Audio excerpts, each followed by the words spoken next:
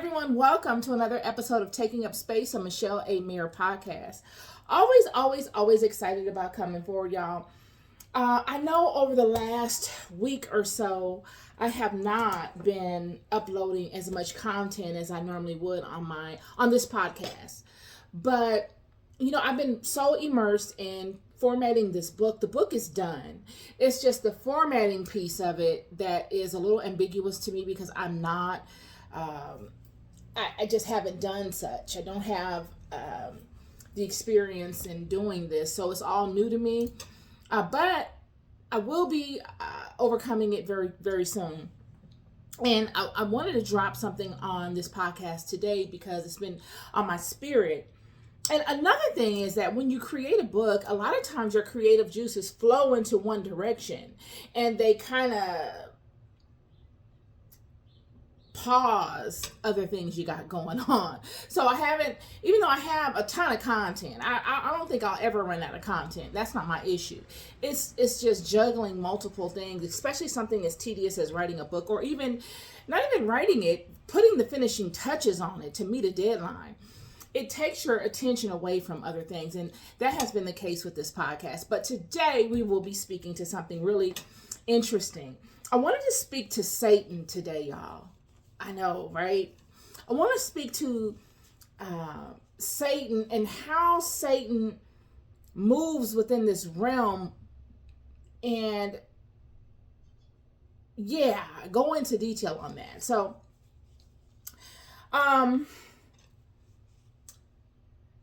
Jesus made no mention of this in the book of John, how he saw Satan fall from heaven. He said, I saw him fall like lightning from heaven. Yeah, he was cast out of heaven into the earth. And many people will wonder, why would God allow Satan to come and wreak so much havoc in the world? I myself asked this question several times because it's like we're sitting ducks here. We're all blind. None of us have the answers to what's going on here. You could search high and low on YouTube and you'll hear many people expounding upon their perspectives, because that's all they are. It's perspectives upon whatever spiritual scriptures they can acquire or that they align to, whether they're Judeo-Christian scriptures or Gnostic scriptures or scriptures relating to Islam, scriptures relating to whatever theory you got going on, whatever theory you align to. We are leaning in on those scriptures as navigational pieces to assist us in understanding what the heck is going on. What have we been born into? Why am I here? What am I supposed to be doing here? I feel a rhythm in my life, but I just can't connect the dots because there's so many empty spaces between these rhythms that I can't even correlate them together. So we search for wisdom from those that have done such things as well, those that have pondered such things, those that have experienced magnificent things in regards to spirit, to get a bird's eye view, see if it aligns to what our own spirit, our own knowing sees, feels, and thinks. And the central figure we all see across the entire planet is there is this good thing and there is this evil thing. There's this good individual and this evil individual, okay? And all things that happen in life are what we do in between these two pillars. Remember, the serpent came upon Eve in the garden, and he was the what? He was the gatekeeper to the knowledge of these two pillars. That makes him the most powerful person in the entire world. Not in heaven, in the world. In this physical world. It makes him a formidable individual in heaven as well. Yet within the heavenly realms, they are ordained by a similar yet a different group of laws. And you are dealing with more powerful energies. where there may not be a good and evil sequence to needed to come into play. Yet in this realm, this fleshly realm that we live in, this earthly realm that we live in, there is a good and there is an evil. And there is all the stuff in between. And this individual is Satan. Now, I did a Bible study, no, not a Bible study, a podcast many months ago about Satan and the jinn, and you should check it out. It's really thought-provoking as it relates to the history of Satan, and I don't want to go too deep into that today. That'll give you something to look into if you wanted to know more about it. But when Jesus speaks to, he saw him fall like lightning from heaven. And we look at many ancient scriptures that say and speak to a war going on in heaven first. The same things that we are being plagued with on the earthly realm happen in the heavenly realm first. The trickery, the deception, the accusations, that looking to turn individuals against doing the will of God and using all of the trickery that we see and experience within this world was done in the heavenly realms. First, he looked to turn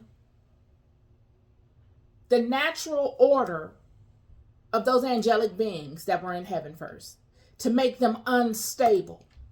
You can look at these as energies. Because once you go so deep into this, you begin to notice that it goes beyond the human experience. It's an ethereal thing, an energetic thing, an unseen thing. Everything in this physical life is pulled from the unseen first. Everything you see around you, every single thing, was born within the unseen realm. It came forward as a thought.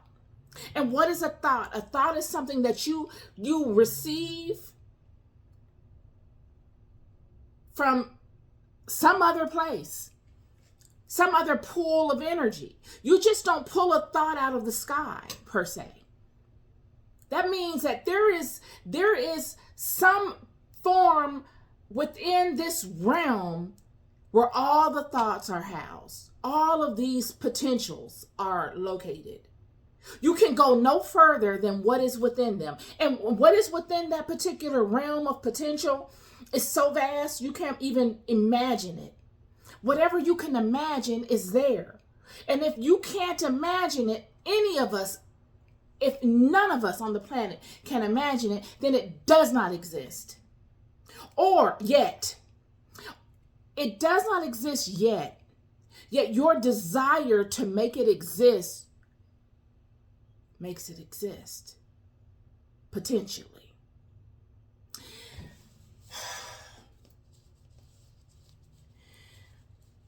I don't want to make this seem like it's some puzzle for you to figure out.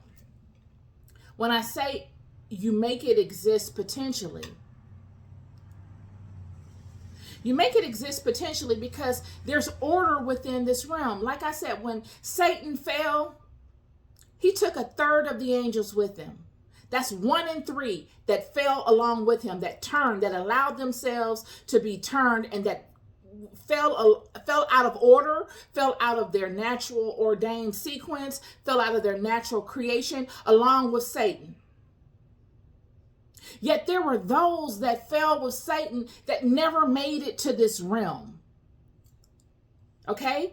They never made it here. Why? Because they were too powerful to be able to be housed, their energies, their fallen states, to be housed within this realm, because it would corrupt this realm in a way. It would corrupt this realm in a way where there would be no salvaging it. It's just as if anything that you create,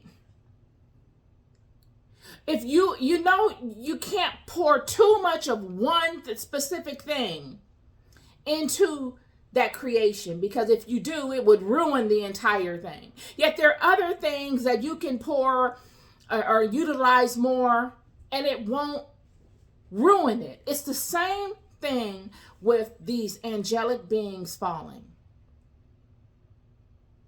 And it goes back to what I'm saying. It's this pool of energy, this pool of creation that we all pull from to create within the world is vast. And it's so vast that it holds all of our thoughts and all of our perspectives and all of our ideas and all that can be birthed in the physical world or has been birthed. Regardless to if only one person thought of it out of the entire creation of mankind. It's housed there, from the rarest to the most used. Yet if it's not housed there and it hasn't been birthed in the mind of man or woman yet, just the desire of that individual, wishing it or thinking, imagining it to become a reality, can spawn on its creation if it's not established in a way that it will destroy the creation. If it's not so powerful that when brought forth, it destroys everything.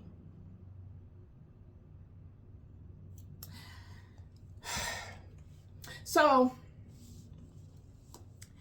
Satan is cast out of heaven because he's creating dissension within heaven. He did the same thing in the heavenly realms as he's done in the earthly realms. He's looking to build an army. He's looking to convert people to his perspective. He's looking to make his I am more powerful than God's I am. Period. And in order to do that, he needs to create dissension. He needs to create a space where the angels feel as if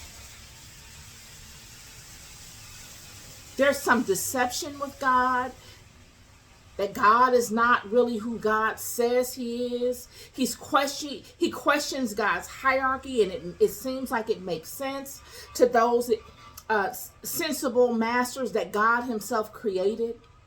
He creates doubt amongst God's creations. And the doubt that he creates is the doubt of God's creations in their creator. He's saying, is this really your creator? Or is he acting like he's your creator? Because as we know, as an example of Satan speaking, as we know, everybody wants to be God. So why do we deem this entity God? This could just as well be a counterfeit as these others. There must have been something of that sort going on in the heavenly realms, y'all. In order for these angels to be turned, these are masters. These are the heads of whatever their discipline was. These aren't the runners. These are the heads of the disciplines. I read to you in the book of Enoch how Enoch went and spoke to who these angels were and what their disposition was, what their mastery was in. These are the heads of all the things that make up this particular realm. They're the gatekeepers. So these were not foolish people. Nonetheless, he falls to the earth with his angels. And the only description we have of Satan's angels that fell are two.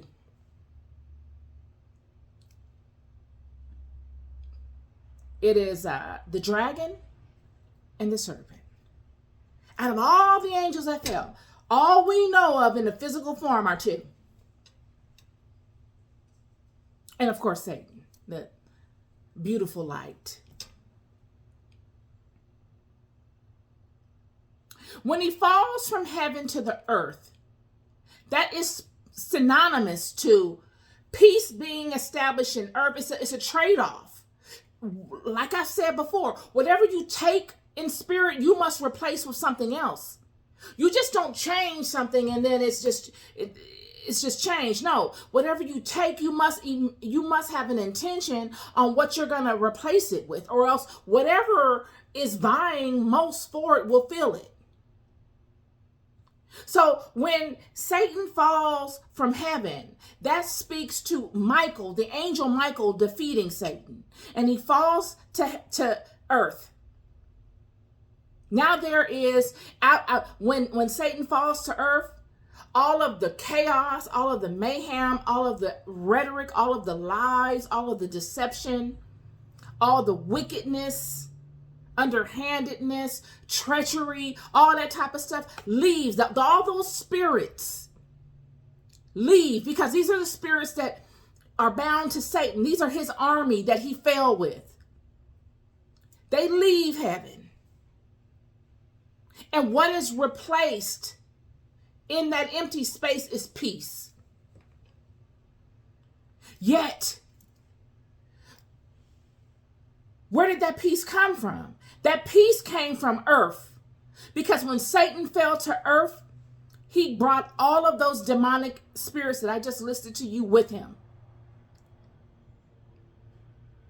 And when they fell, all of the peace in the earth left and went into the heavenly realm, and all of the mayhem and chaos and disorder and wickedness and treachery, all of that made its home here in the earth. And the reason for this is that it just occurred to me that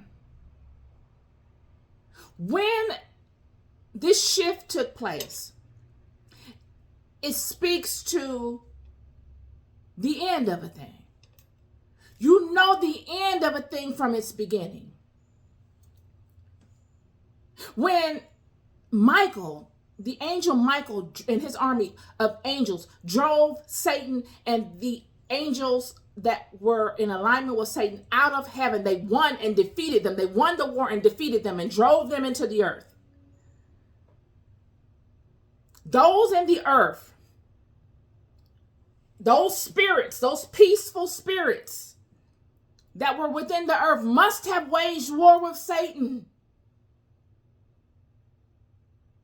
As above, so below. They must have waged war with Satan. And they must have lost that war, y'all. They had to have. In order for them to leave and flee and go into the heavenly realm.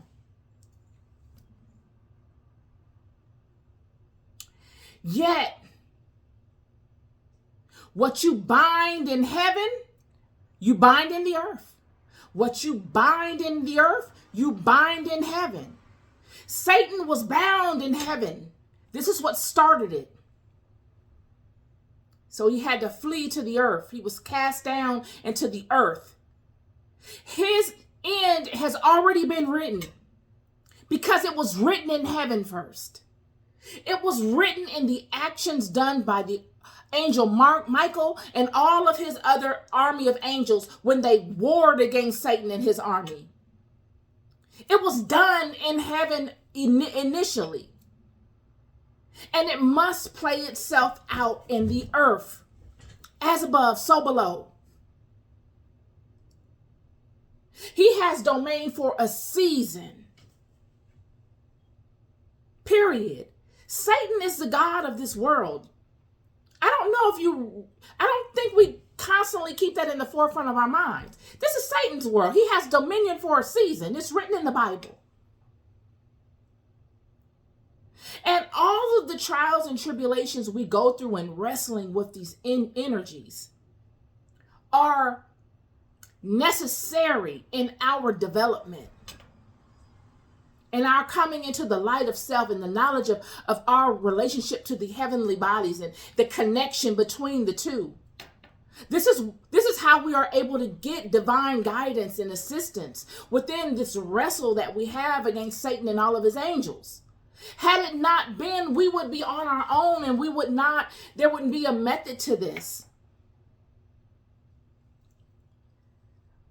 This is where we get in scripture how these people that did magnificent things of God were able to see into the future because it has already been written. The war has already been won in heaven. And you could see, you could think of it as everybody just playing their role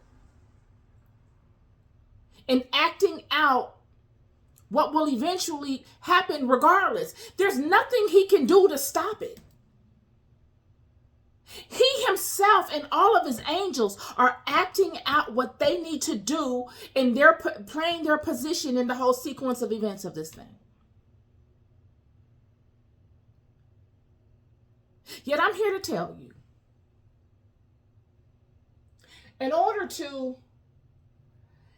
for him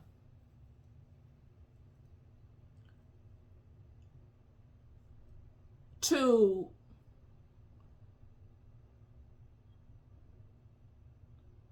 succeed, and the only way he will succeed, I don't care how many people he has under his dominion. I don't care what he does, good or bad. The only way he will succeed is by converting, is by evolving. There's no way out. He knows this. If you look around the world, and you look into history, it's been some terrible things that have happened in life amongst people, just displaced and catastrophes and wars and all of that. And there are hefty prices to pay for such things. They are. They will not go unpunished, those that have done those things. That is what Spirit has spoken to me. I have seen it in my life so profoundly. There's no other way. Yet there's a season for the punishment. When you look in the Bible, God has been extremely harsh on some people for the things that they have done. Jeroboam, one of them, cut off his whole line. That rang so powerfully to me. I know you guys are tired of me bringing that up, but when you really wrap your mind around that, could you imagine? You are the one that had your whole lineage cut down. God cut your whole vine. Your ancestral line ends with you because of something you've done. Now you have your whole line of ancestors disgraced. Disgrace is not even a strong enough word. I mean, talk about hopeless. Could you imagine how angry they would be, all of your ancestors, off of something you did? We don't wrap our minds around things enough because we don't ponder stuff. But when you get to pondering stuff like that, even the way I'm communicating it is not as powerful as it truly is when you really begin to rest in that. We look at this life like it's guaranteed and like everything is going to be this, that, and the other. And, okay, yeah, we're going to die and then we'll come back and we'll do this, that. You don't know. You don't know what's going on here. You don't know the prices you have to pay for the things you do in this life. You hope that's how it goes. You don't know. You don't know the severity. And when you hear such things as what God did to this man,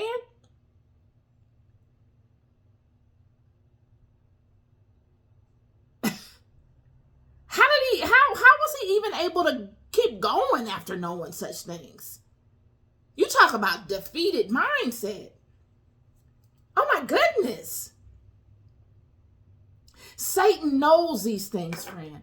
It goes back to what I said about Eve. Why didn't they just rape Eve? Why go through all the hassle of it? Just get her somewhere, rape her, and get the baby and keep going. Scare her, make her bring the child up the way you want to out of fear.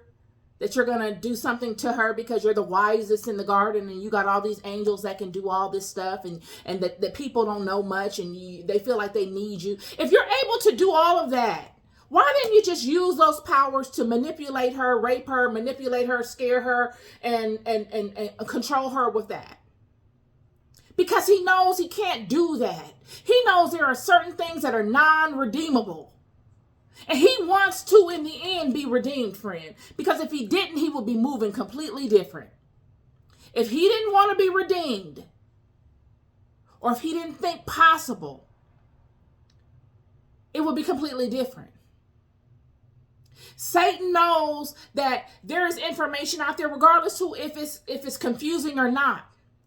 It's available to you to know. And if you love God like everybody says they do, and you have this desire to know, you will search it out. And he knows the formula in which God moves amongst the children. He knows that once you begin to align and you begin to seek the truth of God out, God begins to align to you as well, and he begins to send you the truth.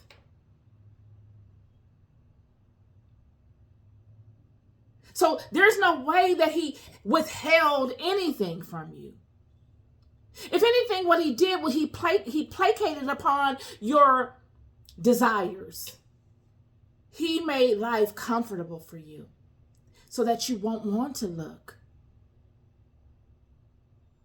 He drew you so far from what matters that when one comes amongst you and tells you things that may be very much so true, you will defend the lie because it makes you comfortable. These are the games. So that in the end, when all is rectified, friend, he can stand before God and say, it was all there. Even if it didn't make complete sense. They searched everything else out. They took the time to do everything else. They didn't find it worthy enough to know. They didn't find it worthy enough to build a consistent relationship with you.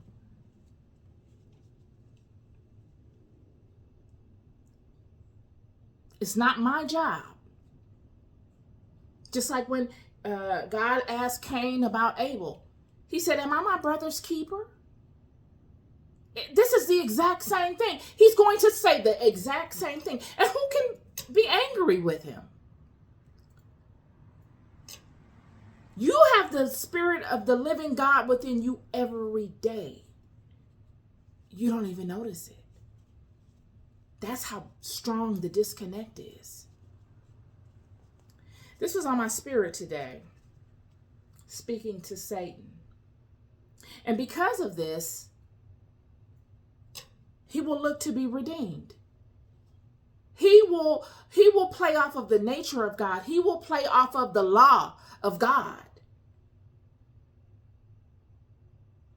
Surely will. And even though he will be punished, it'll be for a season, friend. Because he hasn't done truly anything that is non-redeemable. What he has done is led many to the water of non-redemption.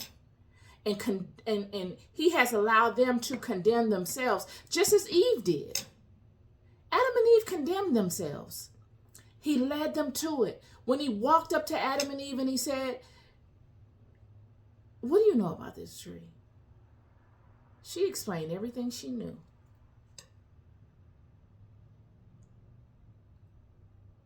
And then he gave her an idea to the contrary of what she knew.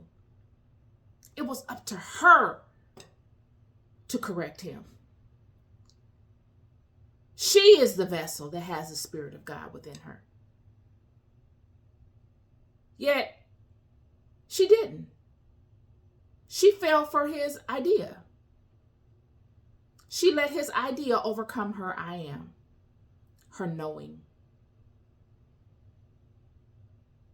And when God came into the garden You would think that God would say, I understand that you were fooled and this is unfair. You would think that God would do that and say, you were taken advantage of by the person that I put in charge to protect you, the person that I told you to listen to,